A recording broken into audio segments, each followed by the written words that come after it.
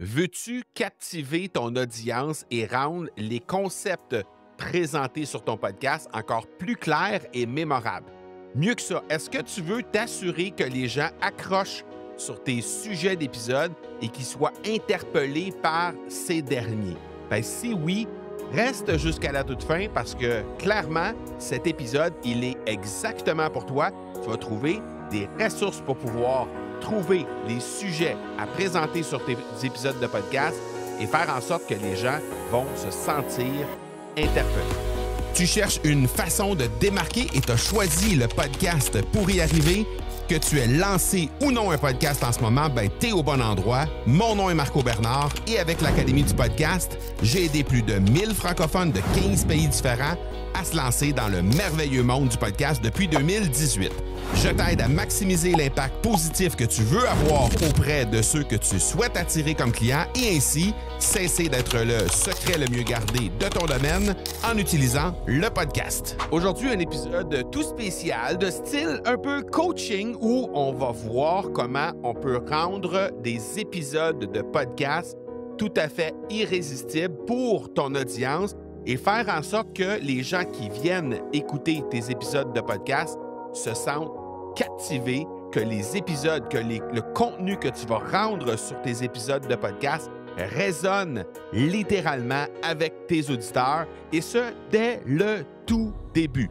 Les gens vont rester accrochés de la première à la dernière seconde et on va voir aujourd'hui comment tu peux arriver à surtout trouver les bons sujets pour être en mesure d'atteindre cet objectif. Bon, je sais à quel point ça peut être frustrant de mettre littéralement tout son cœur dans un épisode de podcast et de sentir qu'à un moment donné, soit les gens ne sont pas au rendez-vous, soit les gens ne résonnent pas avec le contenu qu'on leur met devant les yeux, ou soit, carrément, les gens décrochent en cours de route. Et ça, je te rassure tout de suite, là, on a tous déjà ressenti ça à un moment ou à un autre. Peut-être est-ce que même tu es déjà venu écouter un épisode de podcast de l'Académie du podcast et que tu t'es senti en cours de route un peu moins interpellé par le sujet que je présentais à ce moment-là. Bon, clairement, hein, mea culpa, ça m'est déjà arrivé de créer du contenu comme ça et ça m'arrivera probablement encore de le faire.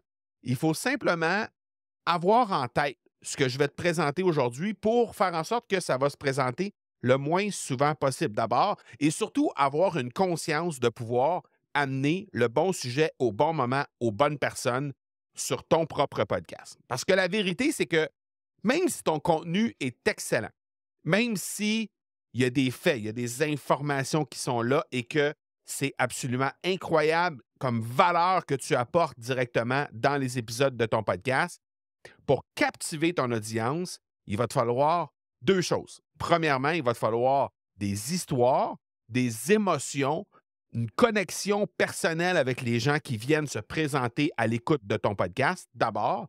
Et ensuite, ça va te prendre aussi une conscience du niveau de conscience de ton auditoire. Il va falloir que tu prennes un soin jaloux de respecter le niveau de conscience des gens qui viennent écouter ton podcast. Parce que si tu ne réussis pas à faire ça, tu vas avoir de la difficulté à accrocher les gens dès le départ. Il y a Jean-François dans notre écosystème qui, lui, se sentait un peu perdu lorsqu'il a lancé son podcast. C'était un peu compliqué pour lui de trouver les bons sujets d'épisodes pour être capable de connecter avec son audience et surtout garder l'intérêt. Il remarquait qu'il y avait une baisse dans l'audience très rapidement dans ses épisodes de podcast, puis il se posait des questions par rapport à ça. Je lui ai conseillé d'intégrer plus d'histoires personnelles et plus d'analogies à l'intérieur de ses épisodes de podcast, et ça a fait en sorte que la rétention est restée en cours de route. Parce que créer un podcast sans histoire, c'est un peu comme cuisiner si tu ne mets pas d'épices. Hein? Le plat va être nutritif, il va remplir son but, c'est-à-dire de nourrir la personne qui est en train de manger, mais il va manquer de saveur, puis ça va manquer un peu de passion, ça va manquer un peu de oomph derrière. Hein? C'est un peu ça. Si tu crées des épisodes de podcast qui ne font que donner de l'information dans le but de être, entre guillemets, nutritif pour la personne qui vient écouter ton épisode de podcast, ben, il y a de fortes chances que les gens, à moyen long terme, ne reviennent pas sur ton podcast. Et c'est principalement la raison pourquoi tu vas avoir de la difficulté à faire augmenter ton audience d'un épisode à l'autre. Donc, clairement, tu vas avoir de la difficulté à ce niveau-là. Ce que tu veux réussir à faire, je vais te donner déjà 5 choses que tu peux faire déjà pour être capable de faire en sorte d'augmenter cette audience-là et au moins d'avoir un souci de pouvoir les servir de la meilleure façon. La première chose, c'est de choisir des sujets qui sont captivants. Des sujets captivants, qu'est-ce que c'est? Puis on va en parler un petit peu plus loin, mais c'est des sujets qui vont parler des symptômes. Donc, les sujets qui vont parler des symptômes, ce que ça fait, c'est que ça va te permettre de pouvoir vraiment t'adresser à la personne à l'endroit où elle est présentement. Comment elle se sent présentement. Et ça, si tu joins ça à une deuxième chose qui est absolument importante et cruciale pour pouvoir avoir et créer du contenu de grande qualité, c'est-à-dire utiliser des histoires personnelles à travers ça, bien là, non seulement la personne va trouver un sujet qui est captivant, va trouver une résonance avec le sujet que tu es en train de lui donner, mais en plus de ça, tu vas pouvoir établir une connexion personnelle avec cette personne-là. Et ça, bien, dans le but de pouvoir monétiser éventuellement ton podcast, c'est absolument crucial. Parce que si tu ne réussis pas à établir une connexion importante avec les gens, pourquoi les gens achèteraient de toi? Les gens achètent d'abord et avant tout des gens. Hein? Ils n'achètent pas parce qu'il y a plein d'informations. Ils choisissent de faire confiance à quelqu'un et c'est la raison principale pour laquelle ils décident d'acheter quelque chose. Donc, si tu ne réussis pas à connecter et à créer cette connexion-là avec les gens, bien forcément, il va manquer quelque chose pour éventuellement traduire l'auditoire de ton podcast en chiffre d'affaires. Ensuite de ça, troisième chose, intégrer des analogies qui sont pertinentes. Donc, trouver des analogies qui viennent servir la conscience et le sujet que tu es en train de... la conscience de ton auditeur et le sujet que tu es en train de servir. Donc, de cette façon-là, c'est de trouver des analogies pour encore mieux expliquer. Jusqu'à maintenant, dans l'épisode que tu es en train d'écouter, je t'ai servi une analogie. C'est une analogie que j'ai trouvée en lien avec le cuisinier qui cuisine sans épices et que le fameux mets, ben, il est nutritif, mais il manque un peu de oomph, il manque un peu de spectaculaire. Hein? Ben, ça, c'est une analogie que j'ai trouvée pour t'expliquer pourquoi c'est important de trouver des sujets qui vont parler à la personne et qui vont résonner avec la personne à l'endroit où elle est présentement.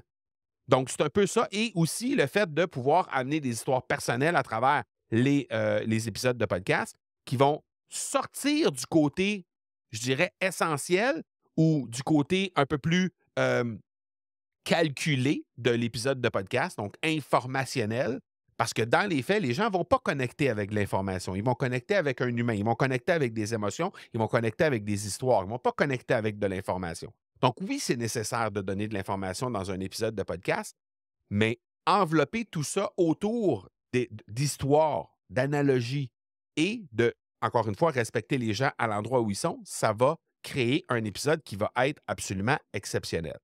Quatrième chose, bien, structurer le contenu de façon très, très claire. C'est-à-dire que tu peux bien livrer le meilleur contenu possible s'il n'y a pas une certaine séquence et un certain momentum dans tes épisodes de podcast.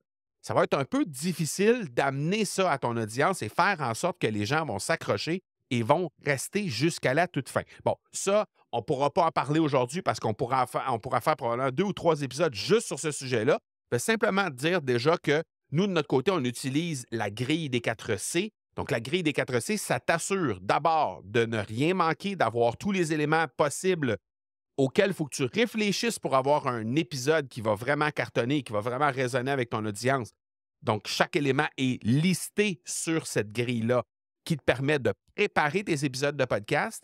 Et, bien évidemment, on utilise cette grille-là. Donc, juste expliquer cette grille-là et l'utilisation de cette grille-là, bien, juste ça, on a un tutoriel dans Podcaster Pro, notre formation phare qui dure presque 1 heure, juste pour expliquer comment utiliser cette grille-là. Donc, clairement qu'on ne peut pas le faire, mais je te juste te dire qu'il y a un momentum, à bâtir, il y a une structure qui existe qui permet justement de créer ce momentum-là et faire en sorte que les gens vont rester du début à la fin des épisodes.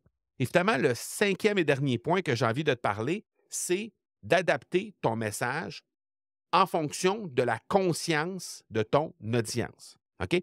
Et ça, ben, j'en ai parlé au premier point que je t'ai proposé, de présenter les symptômes plutôt que de présenter les solutions, c'est absolument essentiel.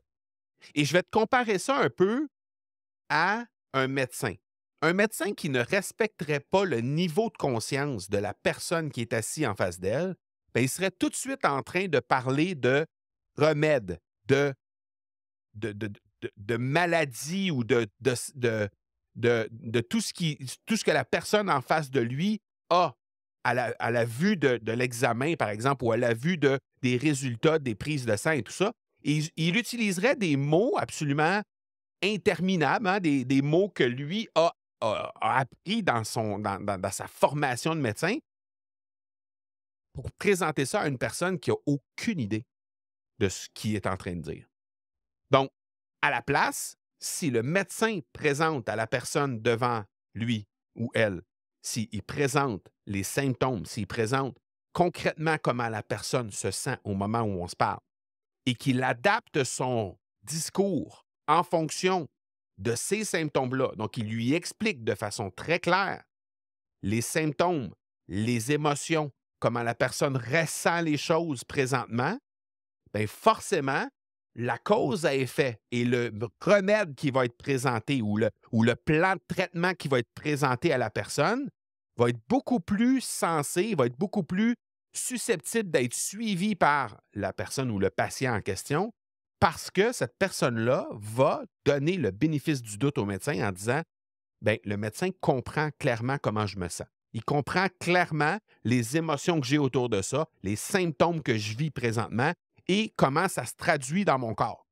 Donc, parce que le médecin saisit et exprime, explique, nomme les choses exactement comme la personne les ressent en ce moment, bien, la personne qui est assise en face du médecin va présumer que le médecin en question connaît très, très bien la situation et a en main ce qu'il faut pour prendre la meilleure décision possible comme plan de traitement ou comme remède ou antibio ou peu importe médicament à proposer.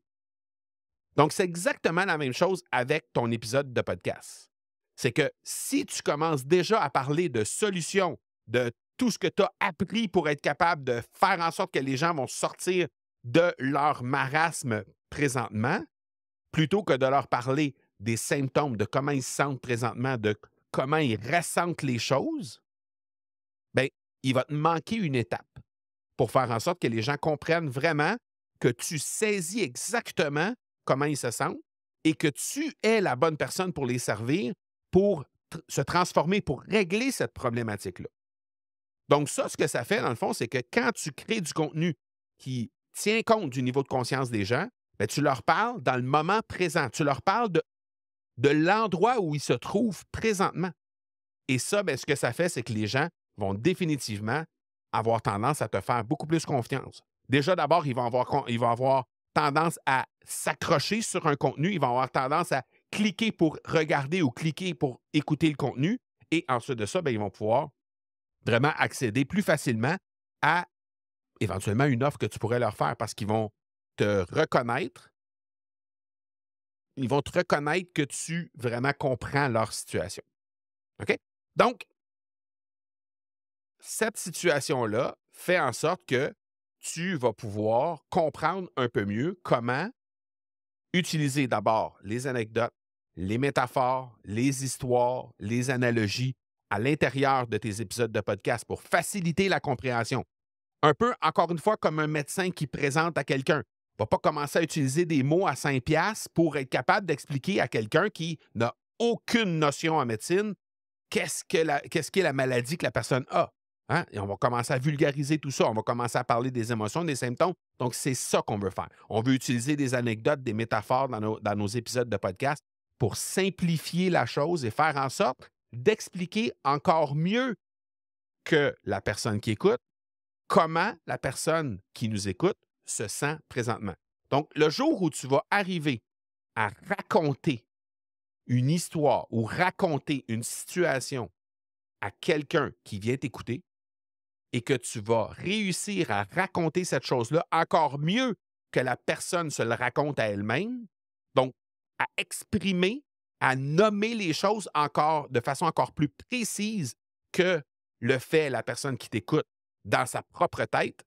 À ce moment-là, tu vas avoir compris que la personne qui est là, elle va simplement dire « J'ai vraiment confiance en cette personne-là » parce que non seulement elle est capable de nommer les choses, mais elle est capable de les nommer de façon encore plus précise que je le fais moi-même. Donc, elle va spontanément t'accorder sa confiance. Maintenant, si tu veux faire en sorte de créer des épisodes comme ça, je te donne 7 étapes qui vont être assez faciles à mettre en place pour être capable d'y arriver. Premièrement, identifier les préoccupations de ton audience. Chez nous, ça s'appelle la liste époque. Époque, c'est quoi? C'est ce que les gens veulent éviter. E pour ce que les gens veulent éviter. P pour ce que les gens... c'est les gens, qu'est-ce que les gens ont peur. Ensuite de ça, O pour les objectifs ou les buts, les désirs des personnes.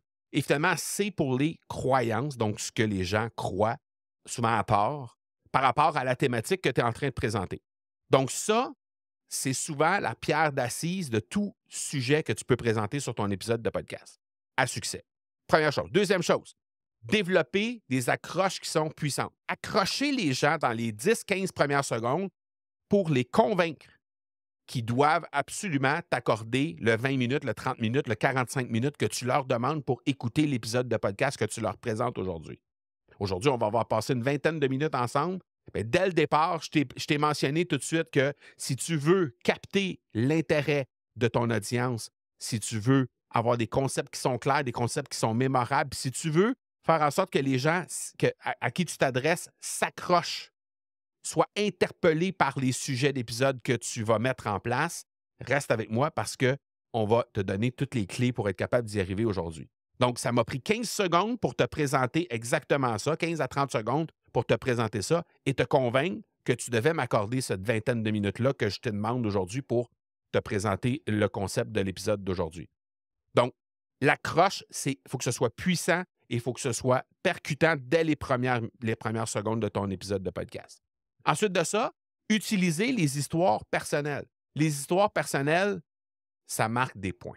Donc, tu le sais, j'utilise régulièrement, pas à chaque épisode, mais quand le sujet se prête ou quand la situation se prête, je vais utiliser souvent des histoires personnelles pour être capable d'agrémenter et d'expliquer de meilleure façon les concepts que je présente dans les épisodes de podcast. Bon, parfois, ça va être des concepts, par exemple, des trucs personnels en lien avec ce que je fais dans l'académie. Parfois, ça va être des trucs très personnels en lien avec ma famille ou en lien avec les voyages ou peu importe. Mais quoi qu'il en soit, il y a toujours des trucs personnels qui viennent se glisser à l'intérieur de mes épisodes de podcast.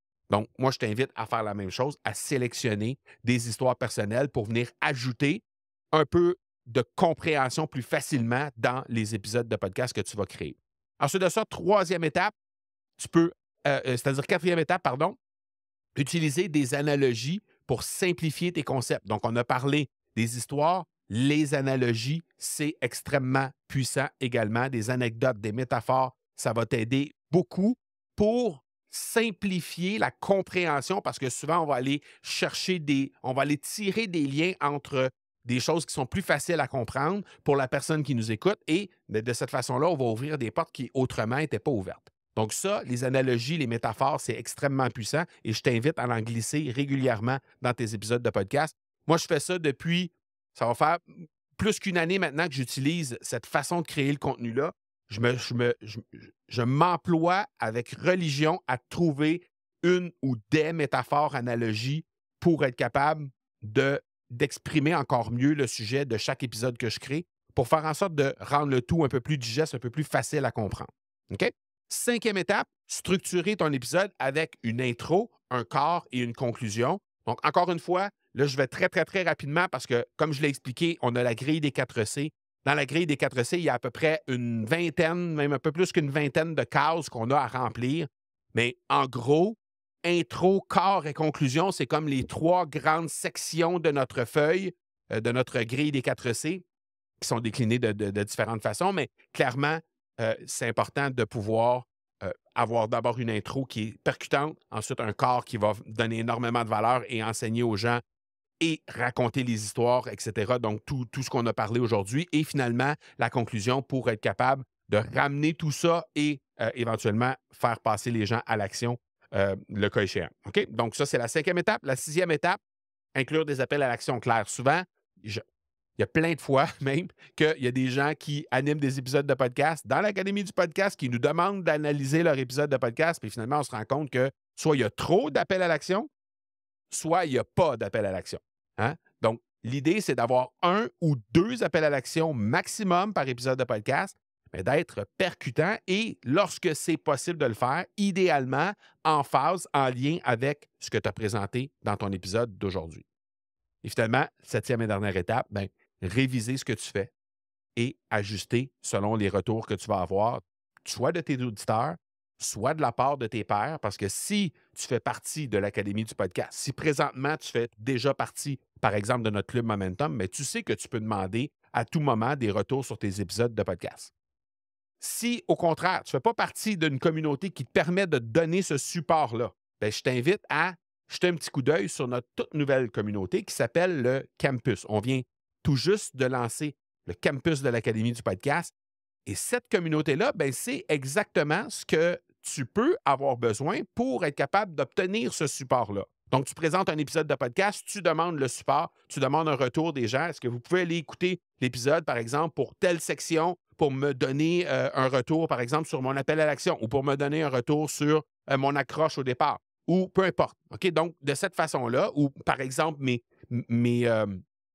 qualités d'intervieweur dans le cas d'une entrevue. Donc, bref, avoir un retour positif ou pas de la part des gens qui sont là, bien ça, c'est extrêmement riche comme support que tu peux obtenir lorsque tu animes un podcast. Donc, si tu veux jeter un coup d'œil là-dessus, ça vient tout juste d'être lancé. C'est disponible pour, attention, 7 $ seulement. Tu entres dans cette communauté-là pour 7 $ seulement et tu as accès, entre autres, à une formation qui va te permettre de te lancer ton podcast de A à Z. Donc, ça s'appelle Top 90. C'est une formation qui te permet de lancer ton podcast à 90 minutes. Tu vas avoir accès à une masterclass par mois.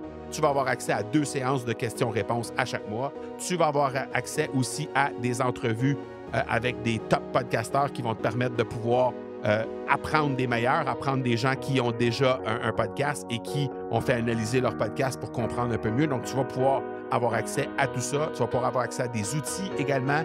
Tu vas pouvoir devenir aussi un académicien VIP. Bref, tu vas pouvoir tout trouver, les informations au academypodcast.com/campus. Donc, ça, c'est la communauté qui est disponible pour toi. Tu as accès à ça pour 7 $ au moment où on se parle, puisqu'on est en période de lancement officiellement.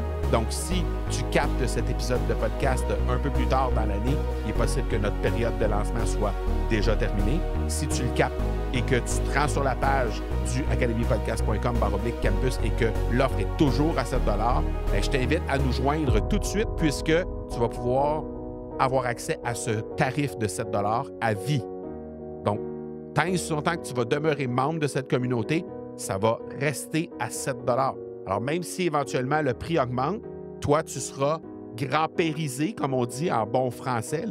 Tu auras une clause grand-père sur le tarif à 7 $, donc tu vas pouvoir geler ce tarif-là. Alors, je t'invite à jeter un petit coup d'œil, academypodcast.com/campus, et nous, ben, on se reparle la semaine prochaine. Ciao, ciao!